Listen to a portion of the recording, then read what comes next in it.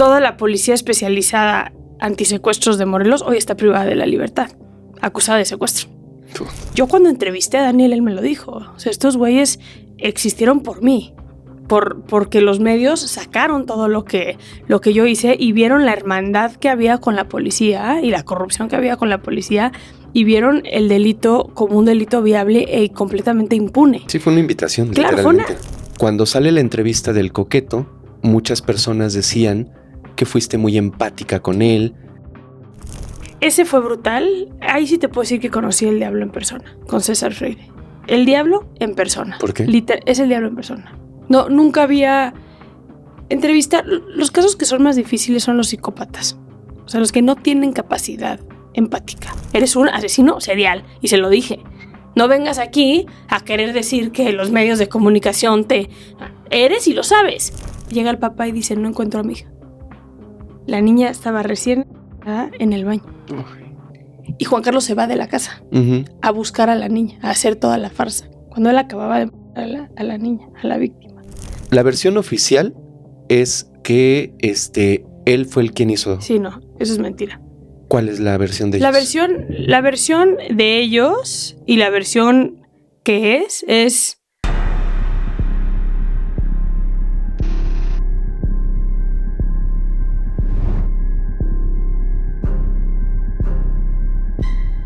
Bienvenidos a un nuevo capítulo de Criminalmente. Hoy tenemos un capítulo súper especial, de verdad. Hoy estamos literalmente de manteles largos. Tenemos una invitada muy especial a quien yo tenía muchísimas ganas de entrevistar y ustedes también habían pedido muchísimo que estuviera aquí en la mesa de Criminalmente y por fin se logró. Hoy está con nosotros Saskia Niño de Rivera. Saskia, bienvenida. Feliz. Muchas gracias por estar aquí. Feliz de estar aquí, querido Fer, y que tú y tu equipo me reciban, lo agradezco muchísimo. No, al contrario, muchas gracias, Saskia. Antes de empezar con toda la retahíla de preguntas que tengo, me gustaría, por favor, para alguna persona ahí despistada que no sepa quién eres, a qué te dedicas y tus redes sociales. Claro, mis redes sociales son @SaskiaNino en todas las plataformas. Yo soy Saskia Niño de Rivera, estudié leyes, estudié psicología, tengo una especialidad en política criminal. Okay. Y pues nada, tengo una fundación que se llama Reinserta y aparte, diferente, tengo un proyecto que se llama Penitencia, que es un podcast donde llevamos micrófonos a la cárcel. Ok, creo que es parte de lo más polémico de lo que has hecho de tu proyecto, de lo más interesante además. Polémico creo que es una palabra muy adecuada. Ajá. Oye, ¿cómo nace Penitencia y qué es lo que te lleva a crear este proyecto? ¿Qué es lo que te mueve? Porque no es solamente entrar a prisión y entrevistarlos, digo, hay algo seguramente. No. Sí, la base y los valores de Penitencia son muy marcados y tiene que ver con redefinir la justicia. Creo que México se está yendo hacia un sistema muy punitivista. Estamos confundiendo la venganza con la justicia. Ajá. Creemos que peores condiciones, más sentencias van a generar que mágicamente la delincuencia se frene y no estamos considerando lo más importante, que son las historias de las personas. Yo empecé Penitencia en la pandemia. A ver, me voy a resaltar. Yo trabajé mucho tiempo en antisecuestros. De hecho, sí, como todo criminólogo tenemos nuestro delito favorito, de alguna manera, el delito en el que te especializas. El mío es el secuestro. Y yo trabajé en la Policía Federal en antisecuestro y antes de eso trabajé en una empresa privada en negociación de secuestros.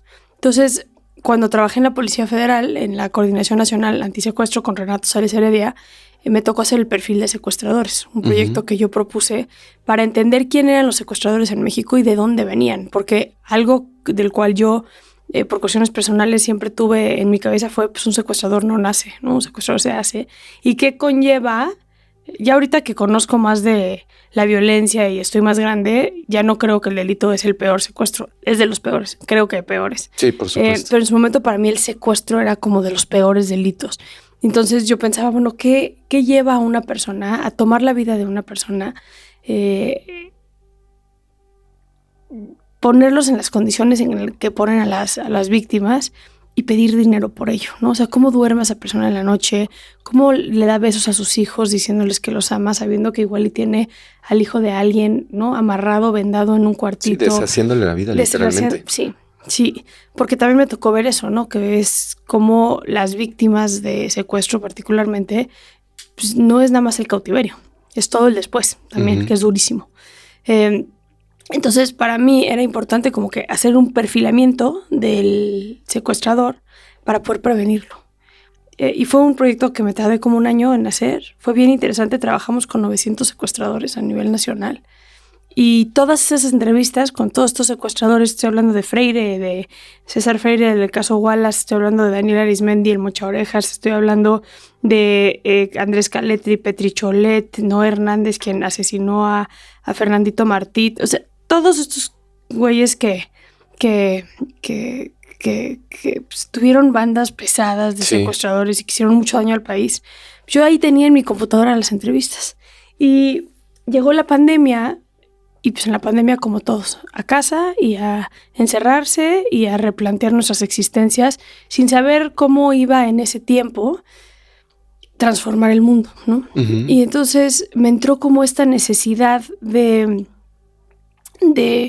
contar historias, ¿no? Yo veía mi computadora y decía, me acuerdo que le hablé en ese momento a un muy buen amigo, hoy socio, Sebastián Arrachadera, el pana, y le dije, quiero hacer un podcast con todas estas historias que tengo. Al final, las entrevistas no tenían la calidad, no se grabaron como para podcast, se grabaron hace ya 12, 15 años, pero ahí es donde empezó como la idea de alguna manera entrevistar a personas privadas de la libertad y sacar esas entrevistas. El podcast empezó oficialmente en el 2023, o sea, bastante después del 2020, donde empecé yo a hacer esa idea. ¿Empezó con Bocanegra? Empezó con Bocanegra, sí, exactamente. Este capítulo también muy controversial por los balazos, ¿no? Que nos tocaron estando allá adentro. Nunca había estado en una situación tan peculiar. Pero a partir de ahí como que se materializó ese proyecto. Me voy a regresar tantito. En tu paso por la Policía Federal, ¿cómo sientes tú el trabajo de esta institución con respecto al área donde tú estabas? ¿Crees que el trabajo que está haciendo es suficiente? ¿Crees que la corrupción que hay dentro de la Policía Federal, porque la hay desafortunadamente, afecta de manera significativa específicamente a estos casos de secuestro que llegan ahí? ¿Cómo ves tú esas fracturas internas? A ver, hablando de secuestro particularmente, tengo dos cosas que quiero compartir contigo. La primera es Renato Sales Heredia, como jefe y como comisionado nacional de la Coordinación Nacional Antisecuestro, hizo cosas maravillosas, que hoy son políticas públicas importantes de las cuales debemos aprender, que tiene que ver con la especialización. O sea, las CUECs, que les llaman, que son las unidades especializadas contra el secuestro, hicieron que los números en materia de secuestro cambiaran drásticamente cuando se instalaron.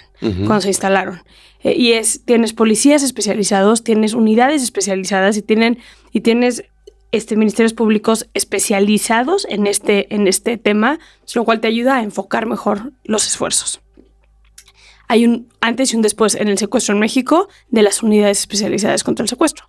No todo tiene que ver con la labor que se hizo, sino también creo que la criminalidad se ha ido modificando, claro, ¿no? Las extorsiones, los cobros de piso, ya los códigos dentro de la delincuencia organizada han cambiado. Antes se usaba mucho más el secuestro, hoy se usa más el cobro de piso, la extorsión, etcétera. El huachicol, esas cosas no existían tanto en ese digamos momento. Que hay nuevos delitos, ¿no? Nuevos códigos, nuevos delitos. Y el segundo tema es que el secuestro en México se puso como se puso a principios de los 2000 por la impunidad. Hoy, de hecho, tienes a muchísimos grupos. Cuernavaca, Morelos es un ejemplo perfecto, donde toda la policía especializada antisecuestros de Morelos hoy está privada de la libertad, acusada de secuestro. Entonces tienes a muchos ex policías acusados de secuestro porque se volvió como que el delito perfecto. Había dentro de las bandas personas que estaban activamente uniformados. Entonces eso hizo que fuera el delito perfecto, porque entonces si tú denunciabas, se daba el pitazo, se avisaba, y entonces pues, estos policías corruptos recibían una buena lana del cautiverio. O sea, si hoy te metes a ver todas las personas que están en la cárcel, que eran funcionarios públicos acusados de delito de secuestro, es brutal. O sea, hay bandas completas de puros policías judiciales, por ejemplo. Uh-huh. Y eso es durísimo verlo porque eso generó como esta ola de secuestros terrible en México, que vino de la mano de un mal uso de información que hicieron los medios de comunicación, que fue cuando detuvieron a Daniel Arismendi y el Mocha Orejas, el sacarlo. Tambos de los dinero. Tambos, exacto. Dinero hasta podrido, ¿no? Que estaba en sus casas. Y cómo lo entrevistaron y cómo le dejaron hablar de los miles de millones. Fue como una invitación a esas personas que se dedican a eso, ¿no? O sea, mira todo lo que pudo obtener él. Es que sí hay un antes y un después. Claro, o sea, por supuesto. Si nos vamos a la historia del secuestro, tienes sin hablar del secuestro como más organizado en cuanto a grupos pues más guerrilleros y demás, hablando del secuestro común, que es sin fines políticos y con fines económicos, tienes pues a la Víbora, a Caletri, a Arismendi, o sea, tienes a unos 5 o 6 que son de los 90, finales de los 90, sí, principios de los 90, que dieron un parteaguas. El momento que agarran en el 98 a Daniel Arismendi y al Mocha Orejas, entran los Tolmex, los Petricholets, los de la Flor, o sea, entra un grupo de bandas masivamente inspirados en Daniel Arismendi. Yo cuando entrevisté a Daniel, él me lo dijo. O sea, estos güeyes existieron por mí.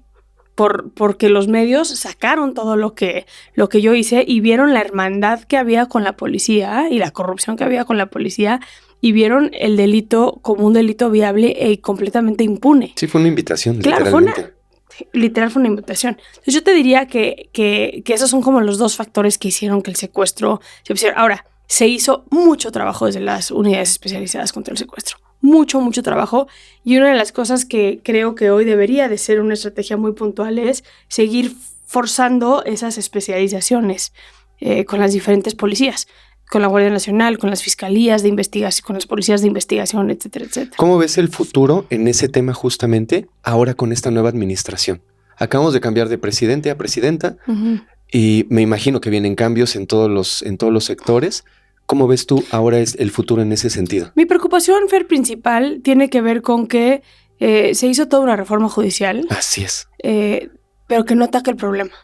El problema lo tienes a nivel fiscalías. ¿Y no crees que más que atacarlo lo haga más complicado, más...? Mira, creo que entrar al tema de la reforma judicial es un tema complicadísimo donde a mí me da, a título personal, mucha tristeza algunas de las cosas que se están implementando. Creo que es difícil defender lo indefendible y hoy estamos ante un sistema judicial indefendible.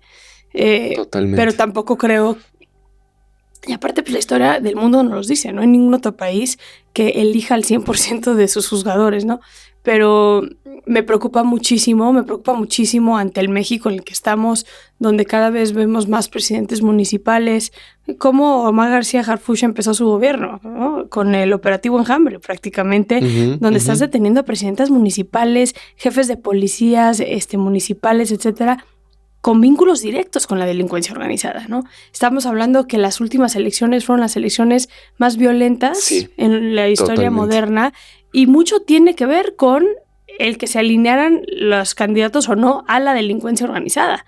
En este país hay que hablar de narcogobiernos, hay que hablar de cómo el narcotráfico y la delincuencia organizada tiene un rol muy importante dentro de los grupos políticos, desafortunadamente, y eso cómo va a impactar en su sistema judicial. Ahora, creo que hay mucha expectativa con esta reforma de la ciudadanía informada y la problemática que hoy tienes a nivel sistema penal no tiene que ver con el sistema de justicia puntualmente, tiene que ver más con las fiscalías y el trato de ese ministerio público que te recibe y que levanta tu denuncia, de ese policía que le da seguimiento a tu caso, que te ayuda desde en la calle hasta o sea, el policía de proximidad hasta el policía de investigación que investiga tu caso y que te acompaña en este infierno que es tener que atender el sistema. Sí, cruzar por un mar de burocracia, porque vas a hacer una denuncia y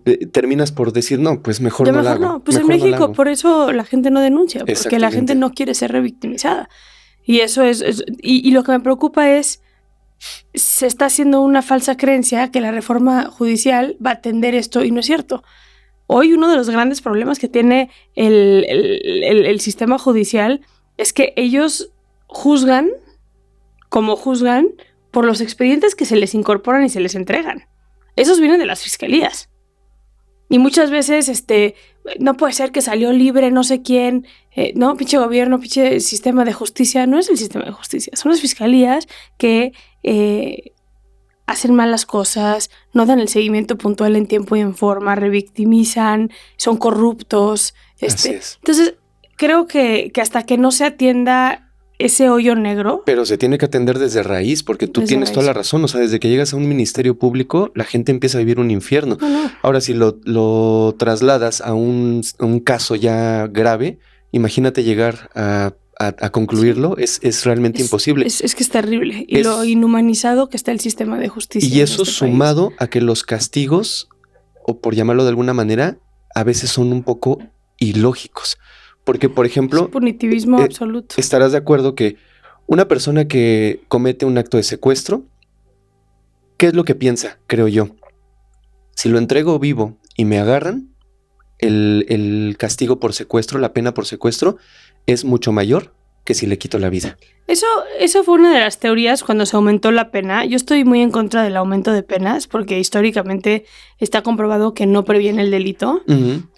Pero pues es una forma de que nuestro sistema legislativo, ¿no? Y nuestro legislativo ha decidido abarcar la prevención del delito, pero realmente no funciona el aumento de penas. Sí se empezaron a ver algunos casos donde mataban a las víctimas porque la pena de homicidio era menor a la de secuestro. Pero ahí, por ejemplo, son decisiones que no se pueden tomar entonces no aumento la pena por esto, sino más bien dentro de lo que se criticaba, que es un poco la misma crítica que se hace sobre el delito de feminicidio y si el feminicidio debería de estar tipificado como delito o no, que es, si a mí me llega una víctima asesinada y estoy viendo que tiene cortadas en la nariz, de que claramente traía una venda, que tiene marcas de que tenía una venda, que tenía marcas de que estaba amarrada, Entonces, es secuestro y es homicidio también, claro, ¿no? Pero aquí en México es como, bueno, ya métanle el homicidio y ya con eso. Sí. No, aquí lo que hay que hacer es esa buena investigación. Y yo sí soy de la idea que no podemos tomar decisiones legislativas a raíz del mal funcionamiento del sistema. Y a veces lo que hacemos es eso, es como poner parche sobre el parche. Uh-huh, uh-huh. Aquí hay que hacer las cosas, hay que hacerlas bien. Si vamos a aumentar una pena es porque hay la data científica que nos dice por qué estamos aumentando esa pena que nos va a arrojar resultados. Si aumenta el homicidio y baja el secuestro, es porque las cosas están haciendo mal. Pero eso no depende del legislativo, eso es porque no se está haciendo la investigación correspondiente. Con feminicidio es un poco el mismo argumento, ¿no? Toda la gente que cree que el delito de feminicidio no debería de existir uh-huh. y debería estar tipificado como un agravante del homicidio por razones de género, claro. El argumento principal que te dicen es que solamente mete trabas en la investigación y hace más complicado de tipificar y muchos feminicidas salen libres. Ese es tu problema, no el mío. Ese es problema tuyo que no sabes hacer tu trabajo o que no tienes las herramientas suficientes para hacer el trabajo que requieres para uh-huh. meterle el agravante necesario a este delito. ¿Te es más fácil decir es homicidio porque hay un occiso? Ah, no, pues adelante. Claro. No, qué fácil. Sí, pero no haces no es una lo investigación, mismo. O sea, claro. puntual para ver qué fue lo que realmente pasó y qué es realmente lo que tienes que castigar. Exacto. Y tenemos que tener, yo creo que cuidado en México que no nos vayamos por esas narrativas, porque entonces lejos de empujar a que mejore el sistema, nos estamos adecuando a la mediocridad del sistema. Uh-huh. Y eso creo que es peligroso. Sí, totalmente. Tuviste también un paso por una empresa que se dedicaba precisamente a negociación de secuestros. Ahí, ¿cuál era tu función y cómo viviste esa parte? Pues estaba chiquita, tenía 18 años. Ajá. De 18 a 23, 24 años estuve ahí. Fui básicamente pasante, estudiaba y trabajaba en eso. Y fue aprender. Aprendí muchísimo respecto a la negociación de secuestros. Me tocó estar del lado de las familias. A partir de ahí no volví a trabajar con víctimas, uh-huh. sino con agresores. Y fue muy interesante porque me tocó, y de las grandes cosas que me tocó aprender fue la magia y el arte de la negociación. Okay. Y el cómo operan estas bandas, porque las víctimas lo viven como un caso aislado. ¿No? Secuestraron a mi hijo, secuestraron a mi esposo, a mi esposa o a mi sobrino. Y entonces cada llamada, cada intercambio de comunicación, cada todo es algo nuevo. Pero pues quienes llevan 200 secuestros negociados saben que hay un patrón como muy puntual. Sí, claro. Sí. Y que ya saben cuándo va a haber un periodo de silencio y cuándo va a haber amenazas puntuales de mutilación, violación o muerte. Saben si van a mandar o no van a mandar alguna prueba de vida. Saben, o sea, hay como... Eso fue bien interesante, aprender de eso. Y acompañar a las víctimas y lo que es acompañar a víctimas en estos Acabas de decir algo bien importante que es un parteaguas, creo yo, en tu vida profesional. Dijiste, a partir de ese momento dejé de trabajar con víctimas y empecé a trabajar con agresores. Por salud mental, sí. Creo que es un parteaguas porque es, creo, ahí donde empiezas entonces a acercarte a estas personas que le quitan la vida a otras personas, que las privan de la libertad, pues que hacen cosas horribles. Sí, me es difícil. Siempre he dicho como víctimas y agresores. Y cada vez me es más difícil hacer esa división. Porque la línea entre no por ser agresor quita el hecho de que fuiste víctima, ¿no? Sí, totalmente. Acabo de entrevistar a una chava, por ejemplo, de un caso súper sonado en el Estado de México de una mujer que la acusan de matar a su bebé, ¿no? Ajá. El bebé lo encontraron una organización de la sociedad civil. El cadáver, el cuerpo del bebé lo encontró una organización de sociedad civil. Y a ella la ponen como pues, una de las autoras intelectuales junto con su pareja, ¿no? La historia de ella es víctima de trata. Y ella estaba en una estación de trata brutal, se embaraza, tiene a su bebé y el esposo le quita al bebé. Esta es la versión que ella cuenta. Pero aún no siendo cierta esta versión, o sea, digamos que no le creí del todo y que la parte donde este bebé desaparece y este bebé pierde la vida, no me queda claro que ella no tuvo nada que ver, pero sí te puedo decir que ella era víctima de trata, por ejemplo. Entonces es muy complicado ver a la gente con la que yo trabajo como 100% agresores o 100%... De hecho, tu primera pregunta era ¿cuál es la base de penitencia, no? Y creo que la base de penitencia de mi podcast es ese, en México no, yo odio decir eres un criminal, o eres un homicida, o eres un secuestrador, ¿no? Eres una persona que secuestró, eres una persona que mató, eres una persona que... Pero eso no te define como persona, hay mucho más que te define en tu vida. Y en este país normalmente quienes son agresores fueron víctimas también de algo en algún momento, de acuerdo. ¿no? Y eso también es importante como recalcarlo. Pero sí, partiendo de esta narrativa como muy blanco y negro, víctima, agresor, sí dejé de trabajar con víctimas, y empecé a trabajar con agresores. Me siento más cómoda trabajando con agresores. Encontré mi pasión trabajando con agresores. Y creo que por salud mental hay que no mezclar esas dos, ¿no?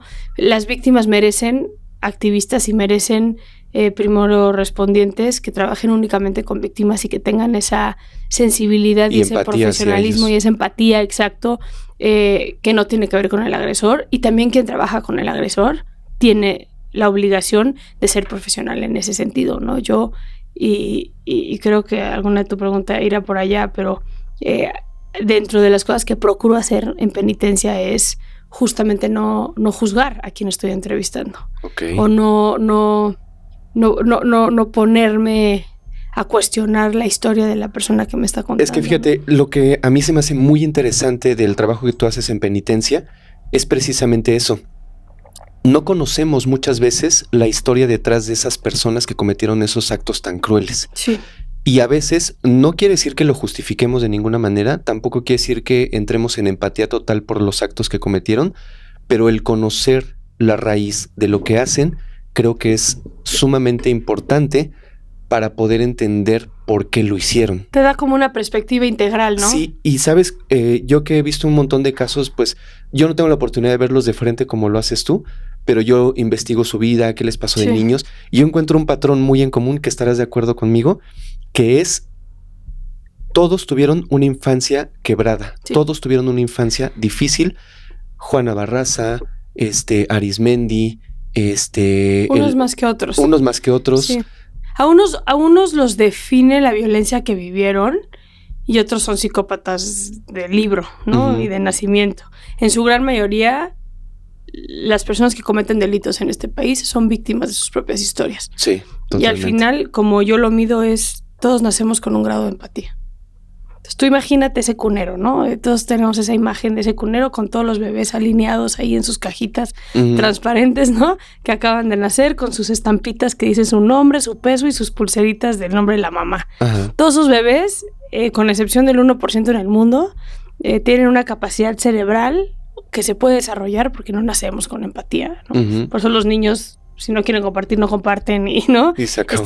Pero pueden desarrollar esa conexión del lóbulo frontal con el hipotálamo que genera la famosa neurona espejo, que es la famosa capacidad que tienes tú, que tengo yo, que tenemos nosotros, para ponerme en tus zapatos. Claro. Si tú ahorita te suena tu celular y te dicen que se murió tu abuelita, por decir alguna cosa, una mujer muy cercana a ti, y el que yo diga, híjole, ¿no? Y me duele a mí la panza, y al crew también diga, no, pobre Fer, le está pasando esto. Eso es la capacidad empática. Eso es mi hipotálamo y mi lóbulo frontal conectando, diciendo, y eso lo necesitamos para sobrevivir en sociedad. Pero estas personas lo pierden en algún momento. Lo que va pasando es que el ser humano se va acoplando a la vida que va teniendo. Entonces, si yo llego a mi casa todos los días desde que soy bebé Ujú. y escucho a mi papá tomado, drogado, golpeando a mi mamá, escucho a mi papá con cómo está planeando un secuestro y que se dedica a eso, si yo veo en el barrio toda la violencia que veo en la escuela, si yo empiezo a normalizar eso, Vas modificando los paradigmas que tienes sobre la vida y sobre cómo se debe llevar. Y vas cambiando tus capacidades empáticas. Ujú. Eso es lo más importante. Vas normalizando la violencia. Yo siempre que doy conferencias doy este ejemplo, que es, tienes a 2 niños que nacieron de ese mismo cunero. Uno tiene papás los mismos, del mismo nivel socioeconómico, viven en la misma colonia, todo igual, vecinos. Tiene un papá alcohólico que básicamente se agarra de piñata a la mamá todos los días porque llega tomado, no hay comida en el refri porque el papá se toma todo la quincena, él a veces no tiene para ir a la escuela porque no lo dejan entrar, porque los zapatos los trae rotos, porque el uniforme lo trae mal puesto o maltratado, no tiene para los útiles, no tiene hambre, entonces se duerme en clase, entonces la maestra se enoja, entonces no, y siempre hay por lo menos un taco en la mesa, hay una mamá que lo acuesta y le da un beso y le recuerda lo mucho que lo quiere todos los días, y hay un papá que sale a trabajar y trae la quincena íntegra a la casa, ¿no? Por irnos en el cliché, ¿qué va a pasar cuando esos 2 niños salgan a la misma hora de su casa y vean que un señor le está pegando a un perro afuera? ¿Cómo va a reaccionar cada uno de estos niños? Sí, totalmente distinto. Totalmente distinto. Al que le pegan a la mamá todos los días, se va a seguir, pues es un perro. Lo mismo le hacen a mi mamá, pues es un perro. El otro se va a asustar, ¿no? Son niveles empáticos. Entonces, cuando se trata de delincuencia y de cometer un delito, y esto lo hemos comprobado mucho en Reinserta, trabajando con niños reclutados por la delincuencia organizada, lo que empiezas a ver es, los entrenan a no sentir. Entonces, es más probable que cometa un delito alguien que ya no tiene esa capacidad empática a que alguien que sí la tiene. Sí, y eso es lo que pasa mucho en este país, que la violencia genera violencia. Oye, a lo largo de tu trayectoria, hablando de este mismo tema, has conocido a muchos personajes, les voy a llamar de alguna manera de alto rango en cuestión de crimen. Famosos. Famosos, porque hay unos que no llegan a ser noticia y que son interesantísimos sus casos. ¿Alguno de ellos o alguno de estos casos te ha impactado profundamente? ¿Has entrevistado gente, híjoles, de verdad muy, muy fuerte, muy fuerte? Yo he visto muchas de tus entrevistas, pero alguno de estos casos a manera personal, al escuchar todas estas historias tan fuertes, ¿te ha impactado demasiado? Pues es chistoso porque me impactan dependiendo de muchas cosas. Por ejemplo, del que me acuerdo que más me haya impactado es César Freire Morales, que ¿se acordarán de este güey que estaba en todo periférico su cara? Cuando Isabel Miranda de Wallace lo estaba buscando, un güey gordo con cadenas, ese fue brutal. Ahí sí te puedo decir que conocí el diablo en persona, con César Freire. El diablo en persona. ¿Por qué? Es el diablo en persona. No, nunca había entrevistar. Los casos que son más difíciles son los psicópatas. O sea, los que no tienen capacidad empática. Es bien difícil. Hace 2 semanas que estamos grabando este capítulo, entrevisté a otro que está en ese bordo, en el Estado de México. No es conocido ni famoso. Pero es de libro, se llama Marshall. De libro, y acabé la hora y cachito de entrevista y ya yo les decía, tráiganme una coca, necesito despertar. O sea, ¿qué hizo él? Él trae múltiples robos de bancos, homicidios, trae ha estado en todos los penales federales porque se ha escapado, ha hecho motines en los penales, es un desmadre ese güey. Pero entrevistar psicópatas es lo más difícil que me ha tocado hacer.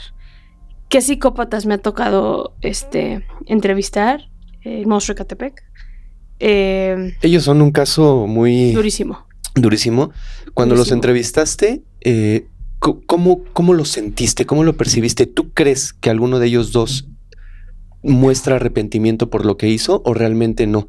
Ahora, yo te tengo una pregunta porque tú los entrevistaste de manera directa a ellos. Sí, tengo una relación cercana con la familia de Juan Carlos. Ok. La versión oficial es que él fue el quien hizo. Sí, no, eso es mentira. ¿Cuál es la versión de ellos? La versión de ellos y la versión que es Juan Carlos es un tipo mucho menos inteligente que Patricia. Ok. Patricia tiene un profundo odio a las mujeres, pero profundo odio. De hecho, la entrevista que yo le hice a Patricia termina ella diciéndome a mí que tiene una lista de mujeres que todavía le faltaron por matar. Ella fue entonces la autora intelectual. De los últimos 11 homicidios. Juan Carlos te habla de 80 homicidios. Que es delicado hablar de 80 homicidios de Juan Carlos porque Juan Carlos está diagnosticado con esquizofrenia. Uh-huh. Entonces, cuando lo entrevisté, fue una entrevista como de 7 horas, durísima, en su celda de máxima seguridad, un espacio durísimo. Pero hay como un par de víctimas con Juan Carlos que no sabe si son reales o son producto de su imaginación. Empezando por la que él dice que fue su primera víctima, que es Mónica. Que hoy Mónica no hay ficha de desaparición, ¿no? No hay nada de esas personas. Que era su novia. Él dice que era su novia, pero hoy él no está juzgado por ese homicidio. Porque no hay... No sé, es que yo no sé si es producto de su imaginación. Claro. Porque él es esquizofrénico. Patricia es una mujer que vivió una vida de violencia extrema, brutal con mayúsculas. Es el ejemplo de muchas niñas, desafortunadamente, de nuestro país respecto a la violencia física, sexual, marginal que viven, económica.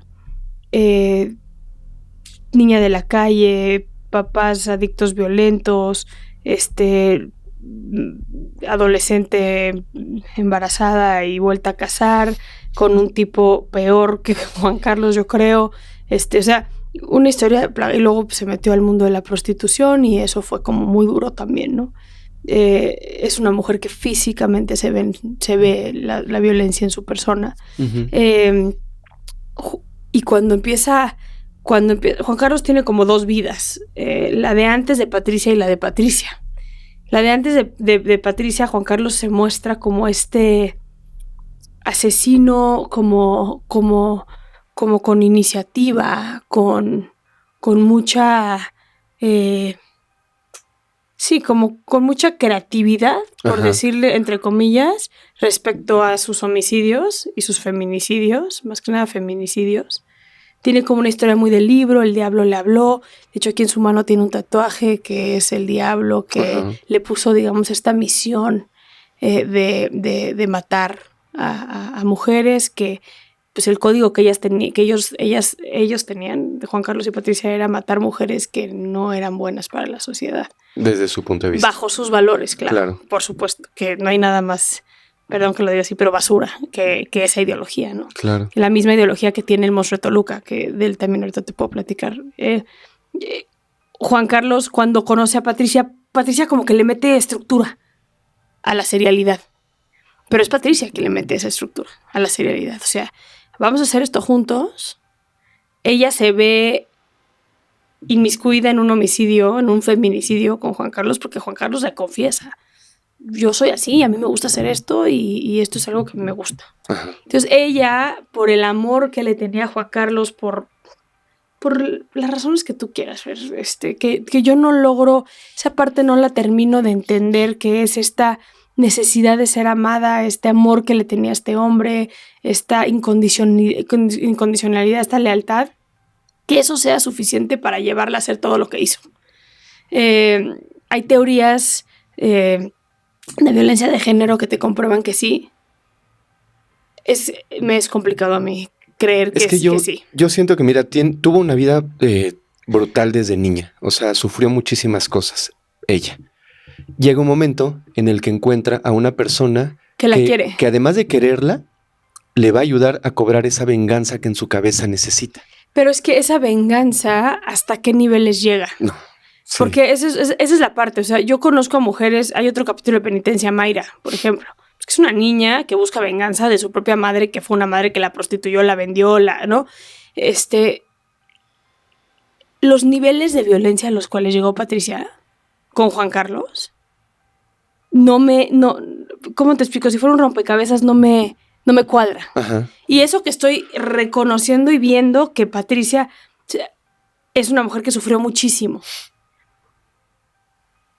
El nivel de placer que ella sentía al hacer lo que hacía, el nivel de cómo la serialidad con la cual hicieron las cosas. Lo planeaba, lo estructuraba. Y empezaron o sea, al principio era una cada X tiempo, después eran más. Después de ella, contarte que al principio, ¿no? Vomitó y la pasó pésimo con los primeros feminicidios. Después, pues hay una víctima que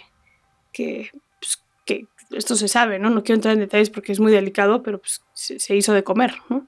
Sí. La idea fue ella. ¿Fue de ella? Claro. Juan Carlos ni estaba cuando ella hizo todo esto, porque llegó un punto donde ella era quien descuartizaba a las personas. Fíjate, porque la historia oficial, por decirlo de alguna manera, dice otra cosa. Sí, dice que eso de lo que tú estás hablando, él hizo lo que tenía que hacer, regresa ella con los niños y entonces se pone a cocinar. Ella, con esta víctima, ella estuvo. Okay. Incluso la violencia sexual fue mutua de los dos y era la vecina. Uh-huh. Ellos eran compadres de los papás de Se cambiaron de casa, creo, y le invitaron, ¿no? Algo así. No, vivían en ese mismo condominio. Juan Carlos se va a buscar, o sea, llega el papá y dice, no encuentro a mi hija. La niña estaba recién asesinada en el baño. Uy.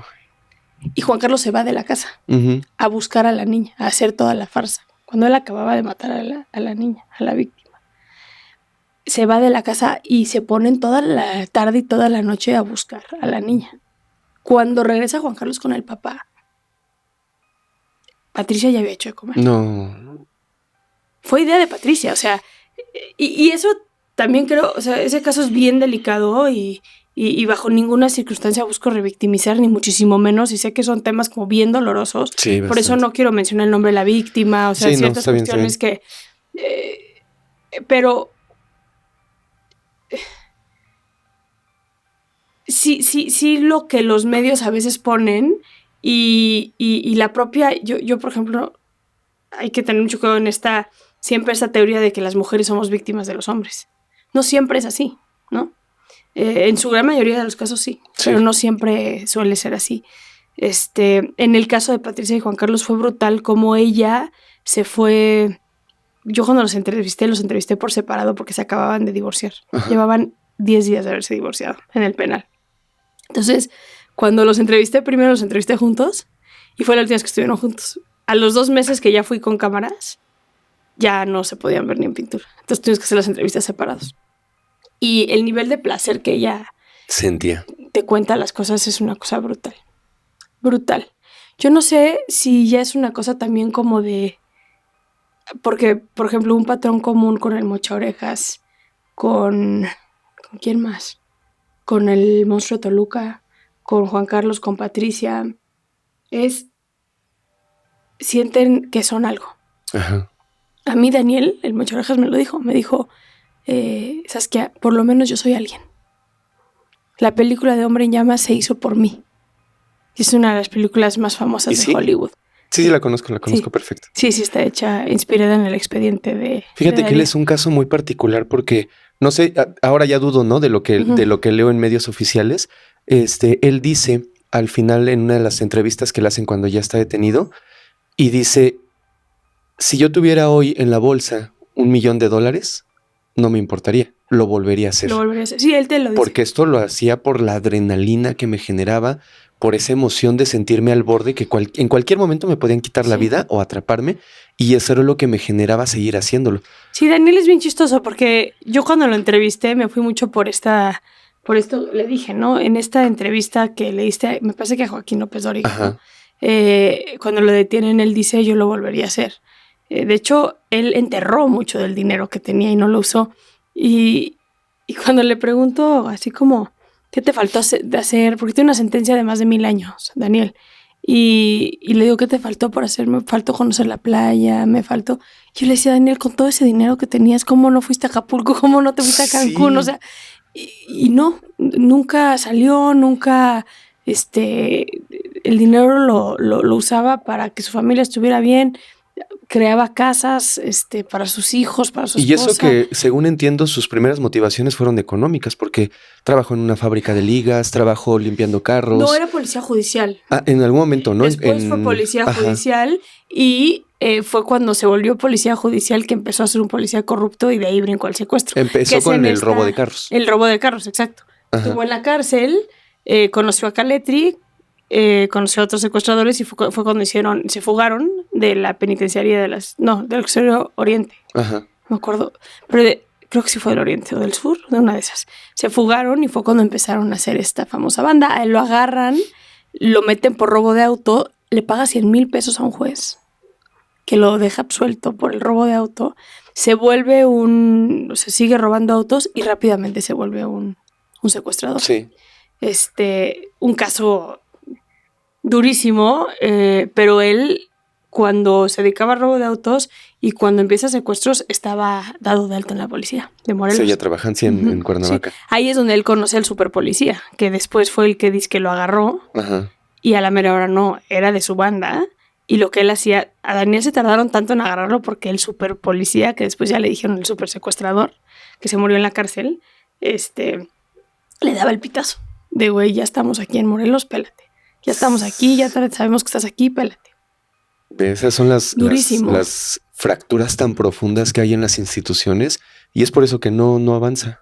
Es que la dignificación policial es, para mí, lo más importante que tiene que atender este país, porque al final la criminalidad no se va...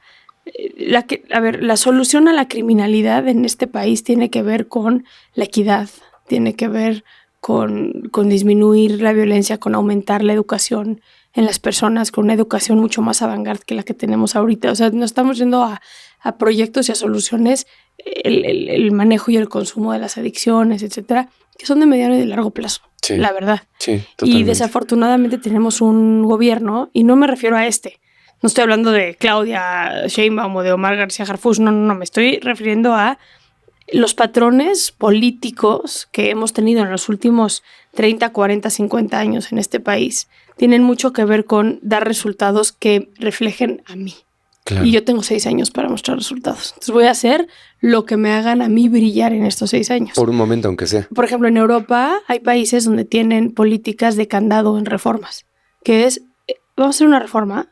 Y se queda. Fiscal, por ejemplo, o una reforma, inserta aquí el nombre que quieras, pero no se puede modificar en 25 años porque ya está comprobado que no hay resultados que puedan salir de esta si no dejamos que corra durante 25 años. Entonces no importa que lleguen nuevos legisladores. No la pueden cambiar. No la pueden cambiar. Aquí es como cada 6 años empezamos de cero. Sí. Renovamos. Y a los políticos les gusta, como lo decía, brillar. Entonces a mí denme soluciones que yo pueda implementar ahorita, que me den soluciones ahorita, en corto y rápido. México ya llegó al fin de la prevención en esta manera. Tenemos que empezar a implementar soluciones que no necesariamente se van a ver reflejadas de manera inmediata. Sí. Yo estoy segura, Omar García Harfuch es uno de los mejores funcionarios públicos que yo conozco. Antes de que a Omar le vaya bien, le va a tener que ir muy mal. ¿Por qué? Porque este país no está como para, ya llegó Omar, ya llegó Batman, ya se solucionó todo. No, la situación está tan podrida que se requiere primero, ¿no?, de meter orden antes de empezar a ver resultados. Pero está como muy estigmatizado eso con la política. Y eso es lo que, no sé por qué llegué a esta línea de conversación, pero eso es lo que a veces creo que hace falta. Ya, la profesionalización inmediata de las policías, la dignificación, la humanidad. Si yo tuviera una varita mágica, ¿por dónde empezar? Sería la humanidad.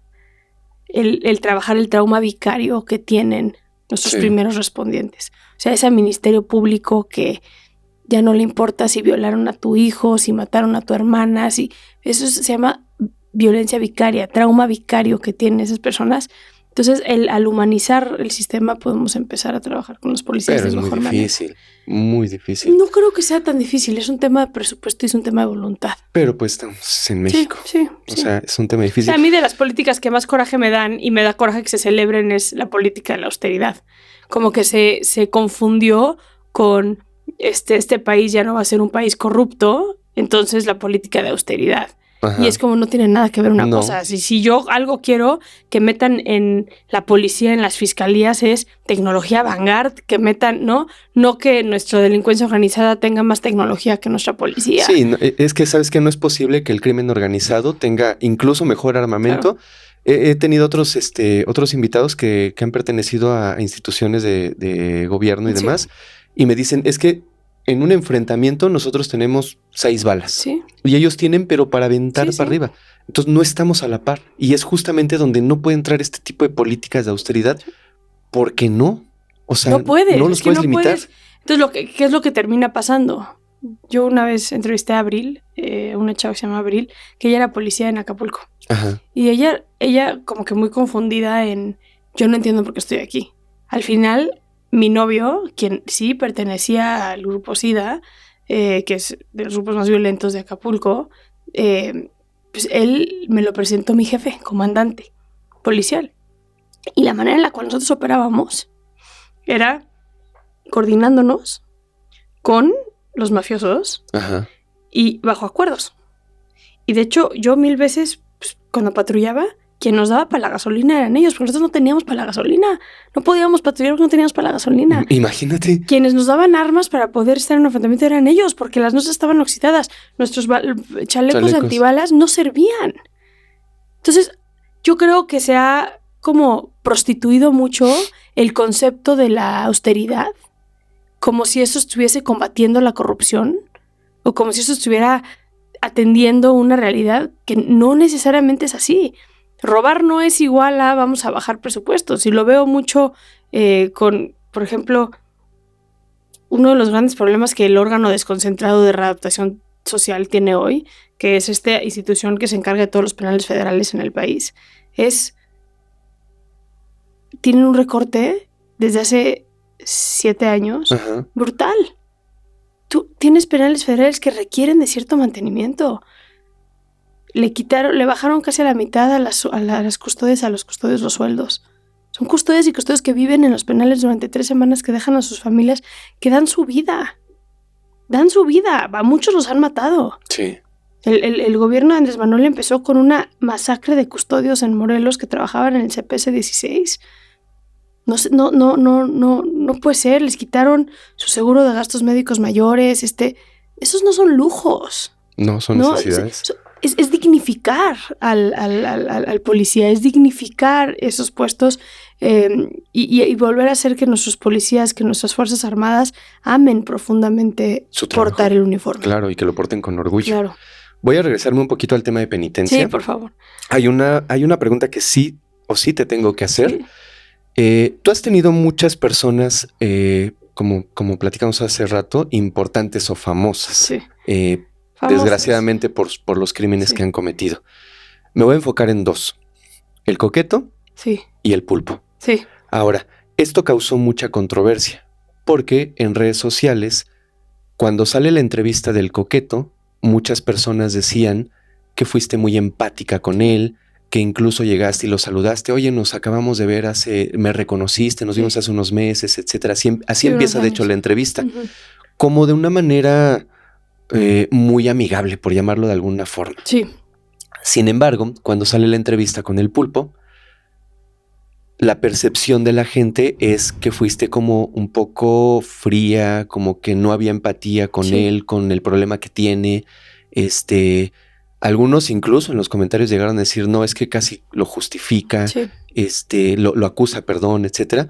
Entonces hay ese choque de opiniones donde en general dicen, es que ¿por qué Saskia con algunos criminales es sumamente empática, los saluda, o sea, casi de amigos, de camaradas, y con otros les da pero durísimo? Entonces hay una división de opiniones muy fuerte. Sí. Ahí nos puedes platicar qué es lo que, en primer término, primer punto, qué es lo que te hace a ti con una persona como el Coqueto, claro, que se llevó desgraciadamente más de 8 vidas. Sí, entre como 12, 14.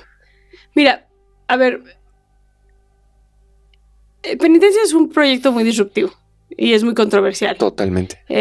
Y no hay manera de hacerlo bien ni mal. Es, ¿no? Como que ir encontrando la fórmula en el cual pues vas respetando, porque hay muchas personas involucradas.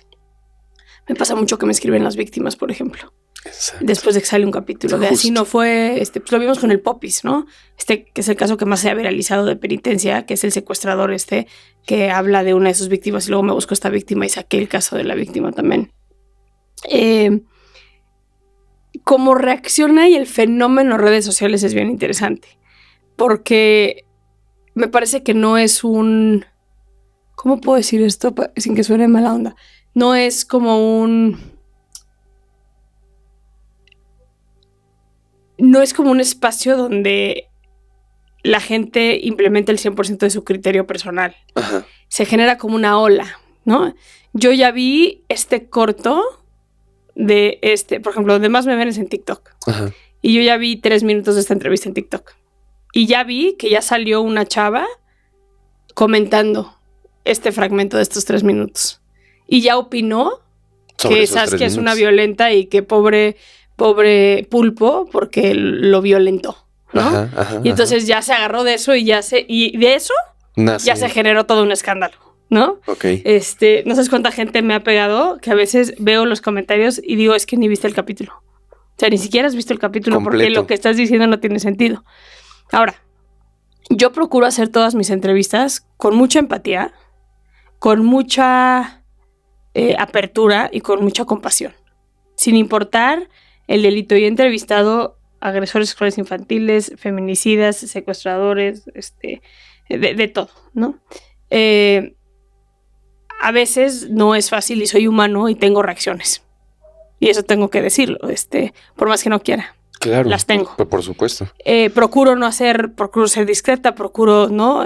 Pausar cuando tengo que pausar, cambiar el tema, etcétera. Pero pues, cuando he tenido como momentos también, tengo esta doble responsabilidad que tiene que ver con saber que le estoy poniendo el micrófono a una persona acusada de un delito de alto impacto y a la vez hay víctimas allá afuera de esta persona que estoy entrevistando y de otros también, ¿no? Ajá, claro. Entonces, una de mis principales reglas en materia de ética es la verdad ante todo.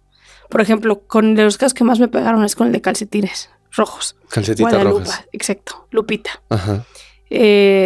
A mí me pareció valiosísima esa entrevista porque por primera vez la mamá habla de la verdad de lo que pasó, no la verdad que los medios hicieron. Es que es eso, es justo eso. Y yo, basándome en la ética de eso, ajá, a mí no me importó que saliera quien saliera a golpearme. Y mira que me dieron durísimo con esa entrevista. Sí, vi hasta en la televisión, vi por ahí. No me importó porque lamento mucho que te duela cuando el discurso de un activista particularmente y de los medios fue pobre mujer, ¿no? Casi pobre mamá de Lupita, porque es víctima de este hombre, ¿no? Quien violentó a esta niña y la terminó matando. Y luego sale la mamá y dice, no, fíjate. Fui yo. Yo soy una adicta y fui yo y esto es lo que yo hice.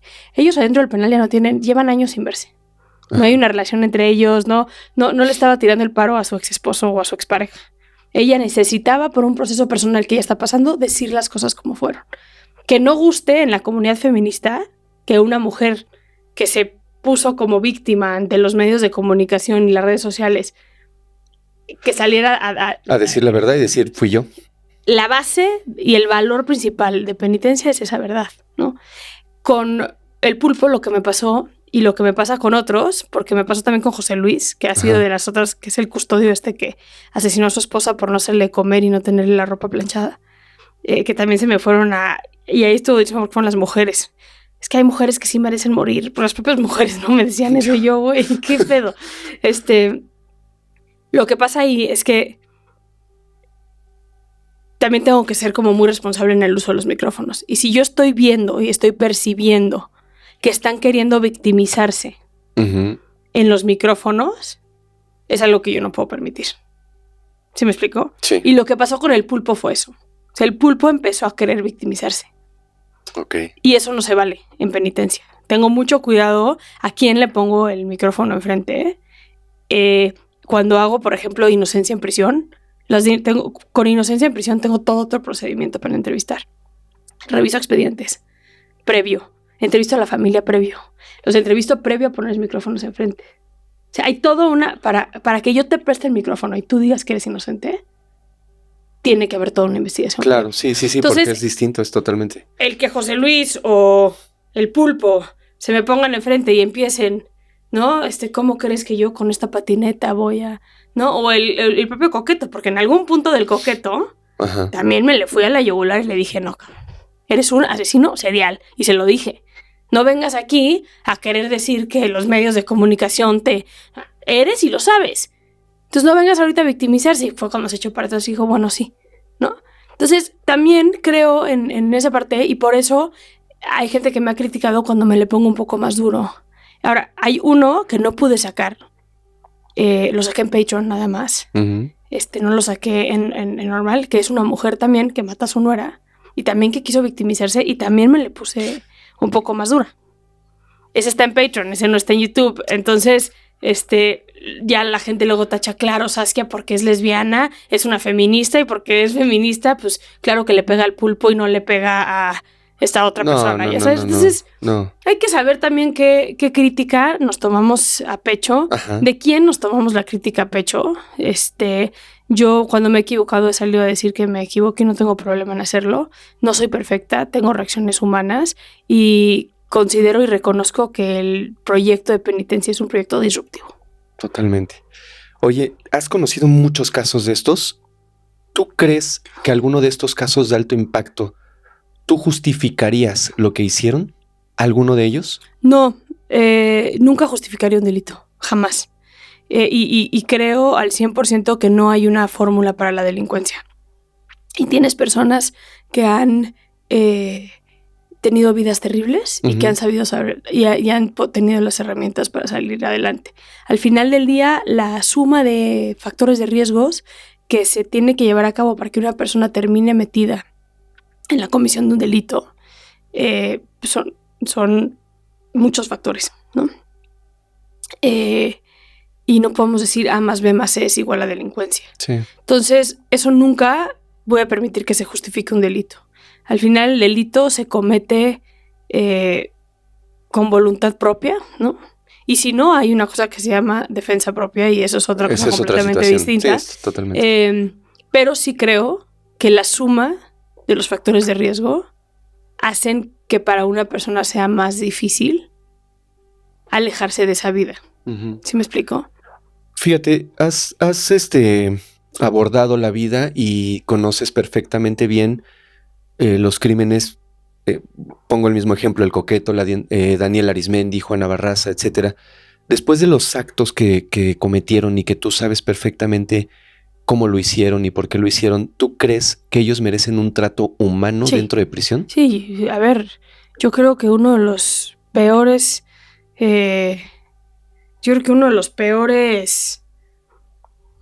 políticas públicas que se han generado en este país es la necesidad de la venganza, ¿no? O la creación de la falsa expectativa que la venganza y la justicia son sinónimos.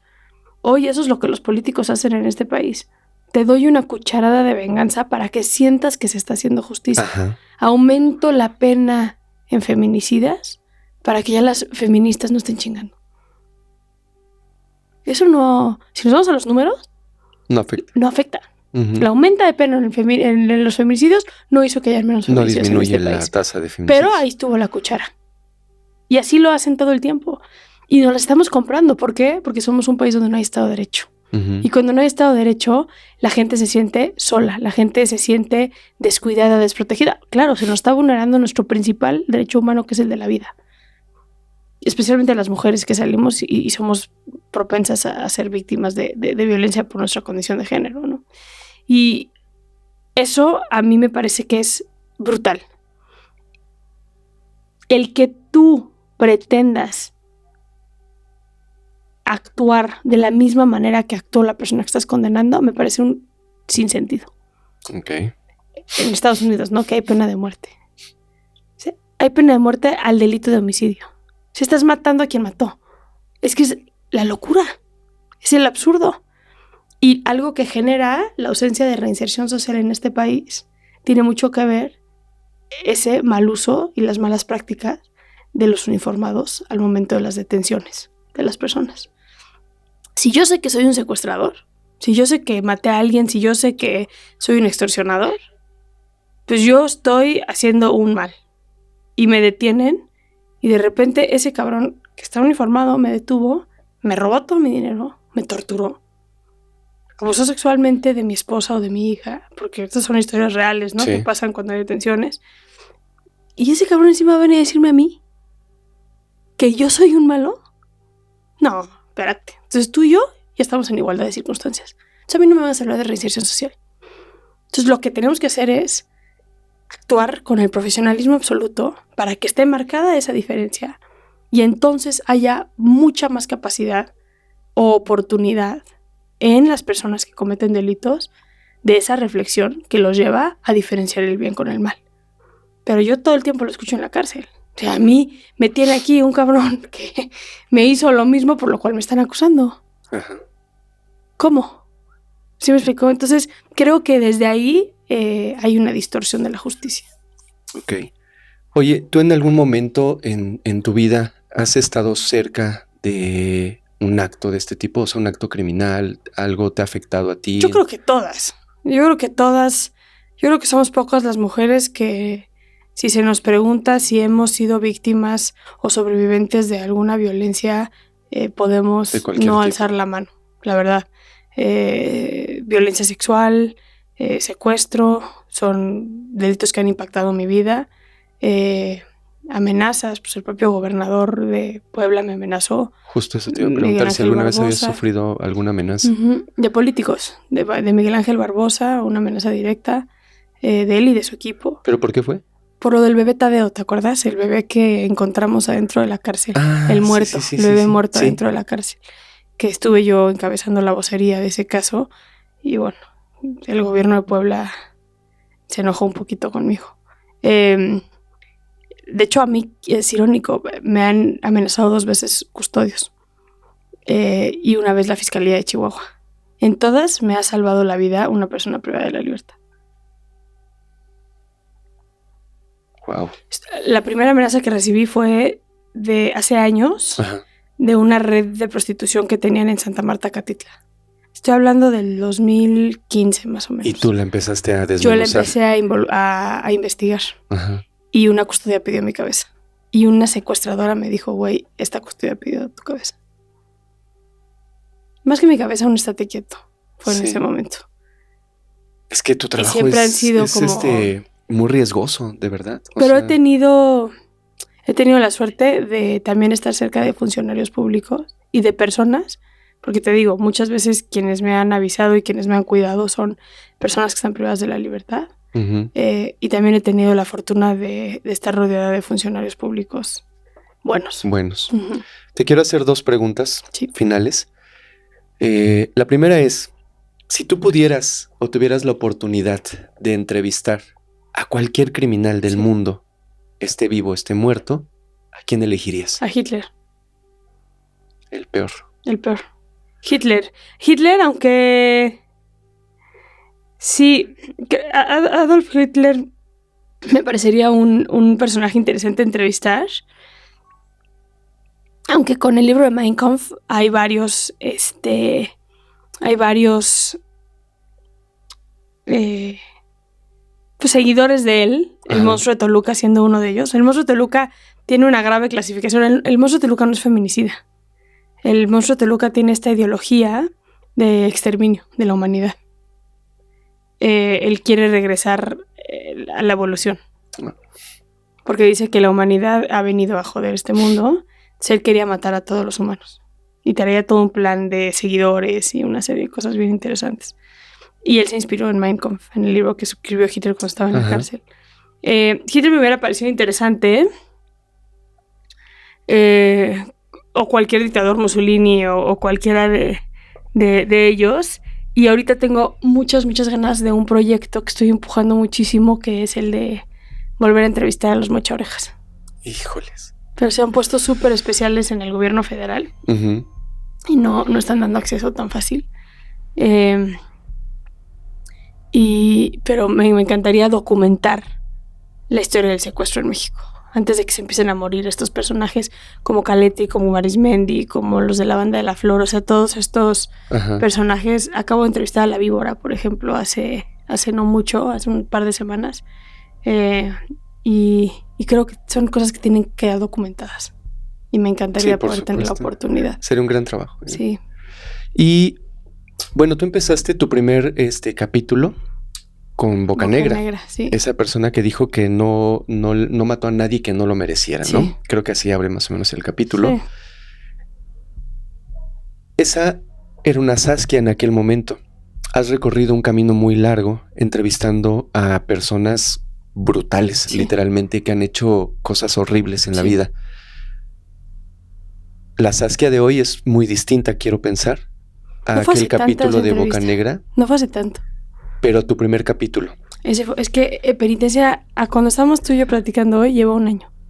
Pero en un año... Bocanegra fue el primero.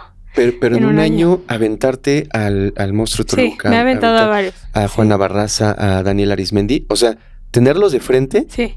La percepción de la vida que tienes, la percepción o tus paradigmas que tenías en ese momento, seguramente cambiaron del día 1 a hoy. Pero no tanto por las personas que entrevisto, sino por la visibilidad. Ajá. Eso me impacta más, por ejemplo. ¿Cómo la visibilidad? Sí, como el que la gente me reconozca en la calle o la gente me comente algo en la calle. O sea, me he vuelto una persona, por ejemplo, mucho más ermitaña. Mucho más. Como que siento que trabajar con personas privadas de la libertad es algo que llevo muchísimos años haciendo. Ajá. Solo lo puse allá afuera público, hace poco tiempo. Ajá. Entonces, como que ya mi personalidad está moldeada a trabajar con personas privadas de la libertad desde hace más de 17 años. Entonces, eso no me afecta tanto. O sea, no te podría decir que soy una persona diferente cuando entrevisté a Bocanegra o cuando entrevisté a Marshall la semana pasada. Ok. ¿No?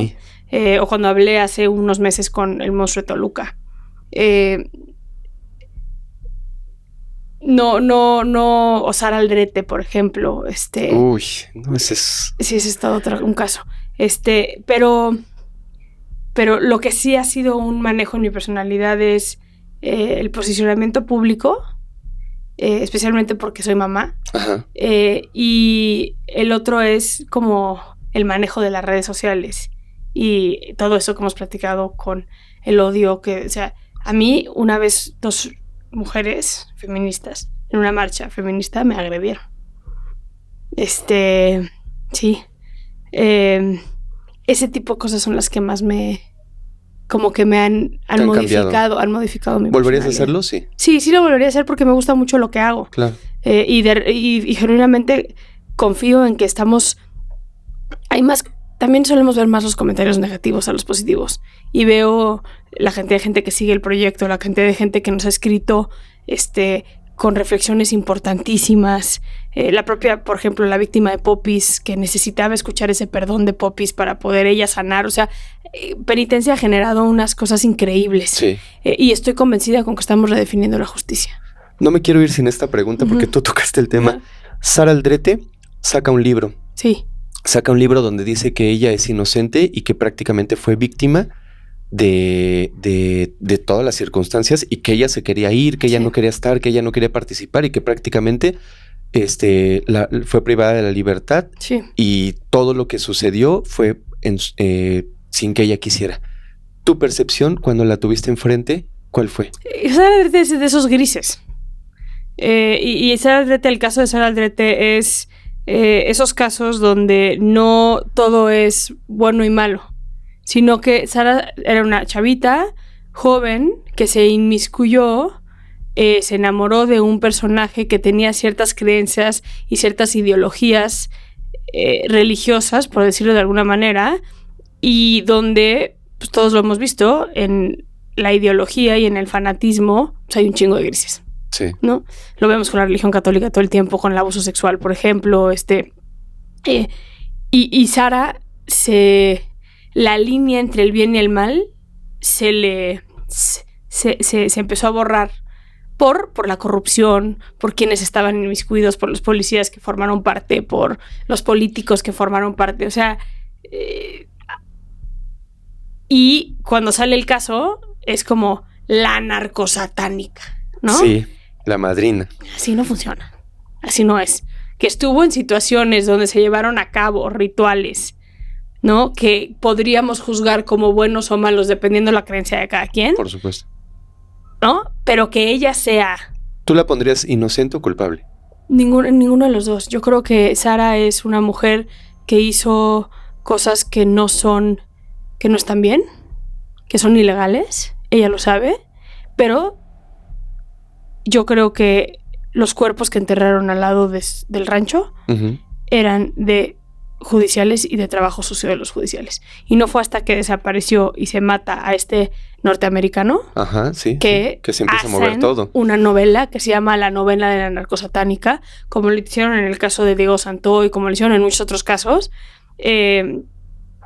Con Sara Aldrete se hizo una novela que no es real. Entonces, ¿que es inocente de lo que se le acusa? Sí. ¿Por qué hacen los medios esto, ¿Por qué hacen los medios esto? Pues porque lo consumimos. Manipulan las historias, pero es que placer. Yo no sé si es tanto que las manipulan o también hay como poco acceso a esas como verdades. No van con ellos directamente.